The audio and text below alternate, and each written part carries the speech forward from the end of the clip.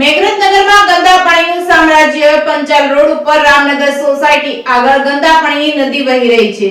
મેઘરજ નગરમાં ગંદા પાણીનું સામ્રાજ્ય હતું। પંચાલ રોડ ઉપર રામનગર સોસાયટી આગળ ગંદા પાણીની નદી વહી રહી છે। છેલ્લા 6 માસ કરતાં પણ વધુ સમયથી ગંદા પાણીનું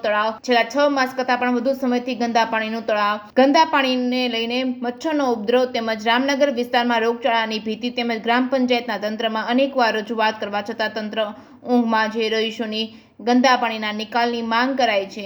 રિપોર્ટિંગ બાય મયુર પોકાર માલપુર। મારું નામ અર્જુન કુમાવત, રામનગર સોસાયટીમાં રહીએ છીએ। અહીં આગળ રામનગર સોસાયટીના નાકા ઉપર ગંદુ પાણી આવે છે બજારનું। હવે એનો નિકાલ કરવા સત્વરે અમારી વિનંતી છે। છોકરાઓ સ્કૂલે જવામાં પણ તકલીફ થાય છે અને કચરાનો પણ બહુ ઢગલો છે, એનો બી કંઈ નિકાલ થતો નથી ને પાણીનો બી કંઈ નિકાલ થતો નથી। અમે આ બધી સફાઈ કરાવવા માંગીએ છીએ, એનો નિકાલ કરી આપો। મારું નામ સોહનલાલ, રામનગર સોસાયટીમાં રહીએ છીએ અને અમારે સોસાયટીના મેન નાકા ઉપર ગંદા પાણીની સમસ્યા બહુ સમયથી છે અને અમે પંચાયતમાં વારંવાર રજૂઆત કરતા છતાં અમને વાયદા બતાવે છે પણ કામનો નિકાલ આવતો નથી અને આ સત્વરે નિકાલ થાય એ રીતે પ્રશાસનને તથા આગળ સાહેબોને વિનંતી કે અમને જલ્દી નિકાલ કરી એટલે નિશાળમાં જતા છોકરાઓ દફતર લઈને અહીં પડી જાય છે ગંદા પાણીમાં અને એકદમ બિલકુલ ગંદામાં ગંદુ પાણી આવે છે।